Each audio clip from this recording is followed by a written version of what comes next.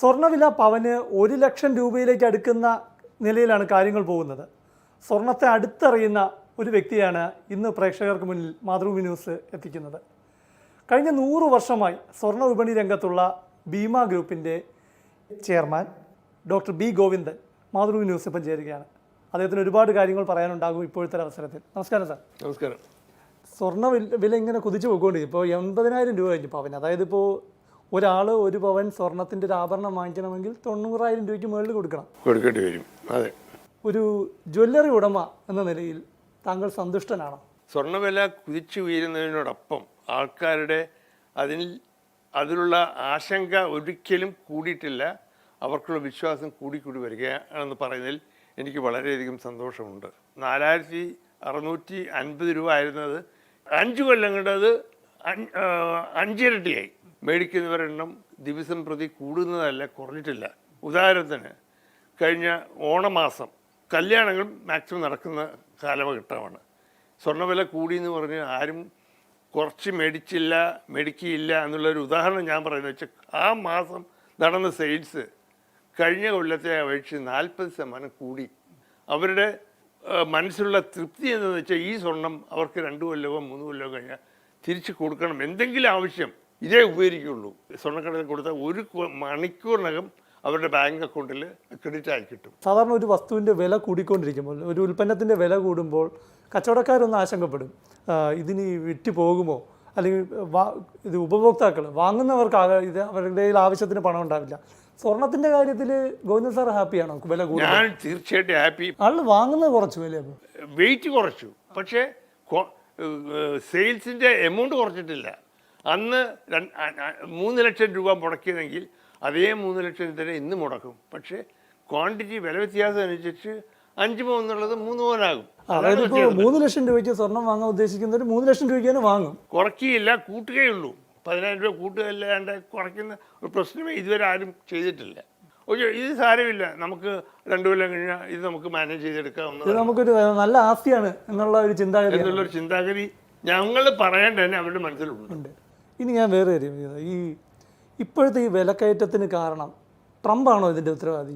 Trump ഇപ്പോഴത്തെ ഇപ്പോൾ ഒരു 1.5 മാസം കൊണ്ട് വില കൂടിയത് ട്രംപിൻ്റെ കാര്യമാണ് വെച്ചാൽ സഡനായിട്ടുള്ള ഒരു വിലക്കയറ്റം വരാനുള്ള കാര്യം അതാണ്. ഈ യുദ്ധത്തിൻ്റെ ഭീതി, പിന്നെ ഫെഡെക്സ് റേറ്റ്, ഇൻട്രസ്റ്റ് റേറ്റ് വ്യത്യാസം, അതും ഒരു കാരണമാണ്. ഈ ട്രംപ് ഒന്ന് കുറച്ച് നയങ്ങളൊക്കെ ഒന്ന് പിന്നോട്ട് പോയി കഴിഞ്ഞാൽ വില കുറയും.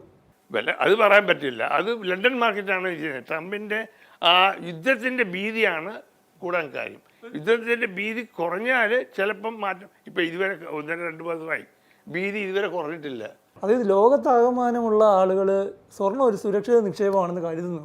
തീർച്ചയായിട്ടും അതിൽ യാതൊരു 100% ആ ഒരു മനസ്സിൽ അവർ കണ്ടുകൊണ്ടാണ് ഇരിക്കും. പൊതുവെ ആളുകൾക്ക് ഒരു ചിന്തയാണ്, അതായത് ആരാണ് ഈ സ്വർണത്തിൻ്റെ വില നിശ്ചയിച്ച് കേരളത്തിലൊക്കെ ഈ വില നിശ്ചയിക്കുന്നത്? ഇത് ആരാണ് സാർ ഈ വില? സ്വർണത്തിൻ്റെ കഴിഞ്ഞ കുറേ കൊല്ലങ്ങളായിട്ട് കേരളത്തിലൊരു കമ്മിറ്റിയുണ്ട്. ഞാനാണ് ചെയർമാന്. 9 കാലാകുമ്പോൾ എക്സ്ചേഞ്ച് റേറ്റ് വന്നാൽ ഉടനെ ഗോൾഡ് ലണ്ടൻ മാർക്കറ്റുമായിട്ട് കമ്പയർ ചെയ്തിട്ട് എത്ര രൂപ കൂടി അതനുസരിച്ച് അന്ന് കാലത്ത് 9:20 ആകുമ്പോൾ റേറ്റ് ഫിക്സ് ചെയ്യും. 100 വർഷത്തെ ഭീമയുടെ ചരിത്രം എടുക്കുമ്പോൾ സ്വർണ്ണവില ഇതുപോലെ കൂടിയിട്ടുണ്ടോ എപ്പോഴും? ഇതുവരെ ഇങ്ങനെ ഒരു കയറ്റം ഇതുവരെ ഞാൻ കണ്ടിട്ടില്ല.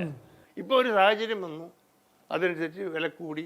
വില കുറയണമെന്ന് ഒരു സ്വർണ്ണ വ്യാപാരി എന്നുള്ള നിലയിൽ സാർ ആഗ്രഹിക്കുന്നുണ്ടോ? ഇതിൻ്റെ മൂല്യം ഇടിഞ്ഞു പോകുന്നു എന്നുള്ളത് വാങ്ങുന്ന ആൾക്കും വിൽക്കുന്ന ആൾക്കും ഒരുപോലെ ആശങ്ക ഉണ്ടാക്കുന്നതാണ്. പക്ഷെ അതുവരെ ആ ഒരു ആശങ്ക മനസ്സിൽ എല്ലാവർക്കും ഉണ്ടെങ്കിൽ തന്നെ ഇതുവരെ നടന്നു കണ്ടിട്ടില്ല.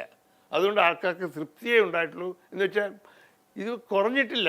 കുറഞ്ഞാൽ തന്നെ കുറഞ്ഞ 100 രൂപ അല്ലെങ്കിൽ 250 രൂപ കുറയും. ഇത് 1 ലക്ഷം രൂപയിലേക്ക് പവൻ എത്തുന്നത് ഒരു ഘട്ടം സമീപകാലത്ത് ഉണ്ടാവാം. അത് depends on the market. Exchange rate വ്യത്യാസം വേണമെങ്കിൽ ലണ്ടൻ റേറ്റ് വ്യത്യാസം വേണമെങ്കിൽ തീർച്ചയായിട്ടും ഉണ്ടാവാം. പെട്രോളിൻ്റെ വില കൂടുമ്പോഴും ആളുകൾ പോയി പെട്രോൾ അടിക്കും. കാരണം കാര്യങ്ങളെല്ലാം നടക്കണമല്ലോ. സ്വർണ്ണം ഇപ്പം വാങ്ങിച്ചാലും ഇല്ലെങ്കിലും കുഴപ്പമില്ല, എന്നിട്ടും സ്വർണത്തിൻ്റെ ഡിമാൻഡ് കുറയാതെ എന്തുകൊണ്ടാണ്? ഇപ്പം പെട്രോൾ മേടിക്കുന്നവന് അവന് പെട്രോൾ മേടിച്ച് കഴിഞ്ഞാൽ അവരുടെ കാറിലോ സ്കൂട്ടറിലോ അടിച്ചു കഴിഞ്ഞാൽ തിരിച്ച് 1 പൈസ പോലും കിട്ടുകയില്ല. യാത്ര പോകുന്നത് കുറച്ച് കുറയ്ക്കും. അങ്ങനെ കുറയ്ക്കാനേ നോക്കുള്ളൂ. പക്ഷേ സ്വർണത്തിൽ ആരും ഇതുവരെ കൺട്രോൾ ചെയ്തിട്ടില്ല, കൂട്ടിയിട്ടേ ഉള്ളൂ എന്ന് പറയുന്നതിൽ സ്വർണ്ണ വ്യാപാരി അല്ല സ്വർണത്തിൻ്റെ മാർക്കറ്റിംഗ് ആളെന്നുള്ള രീതിയിൽ എനിക്ക് പറയുന്നൊരു സന്തോഷമേ ഉള്ളൂ. ഭീമയുടെ ഒരു ചരിത്രത്തിലേക്ക് വരാം. ഇപ്പോൾ ഭീമയുടെ ലോഗോ ചെറിയൊരു കുട്ടി, ഒരു കഴുത്തിൽ മുത്തുമാല, ഒരു ട്രൗസർ ഇതിട്ടിരിക്കുന്ന ഒരു കുട്ടി, എന്താണ് ആ ലോഗോ കൊണ്ട് ഉദ്ദേശിക്കുന്നത്? അത് ചരിത്രം പറയുകയാണെങ്കിൽ അത് നമ്മൾ തമ്മിൽ പറയുന്നതിലും എനിക്ക് ബുദ്ധിമുട്ടില്ല. അച്ഛന് അന്ന് കല്യാണം കഴിഞ്ഞിട്ട് ഒരു 8, 10, 15 കൊല്ലം കഴിയുമ്പോഴും ആദ്യം ഉണ്ടായത് 4 പെൺകുട്ടികളാണ്. അപ്പോൾ ആൺകുട്ടി വേണം എന്നുള്ളൊരു മനസ്സിലൊരു ആഗ്രഹം തന്നു. വന്നപ്പോൾ മനസ്സിൽ പ്രാർത്ഥിച്ചു എനിക്ക് അടുത്ത ആണായിരിക്കണേ എന്ന് പറഞ്ഞപ്പോൾ ആണായി.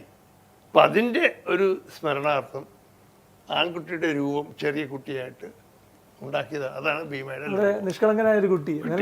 അതെ, അതാണ് ഭീമയുടെ ലോകമായിട്ട് വന്നത്. അപ്പൊ സാറിന്റെ മനസ്സിൽ കണ്ടാണ് എന്ന് പറയാം അല്ലേ? അതെ. തിരുവനന്തപുരം ഒരു ഭാഗ്യ നഗരമാണോ? തീർച്ചയായിട്ടും.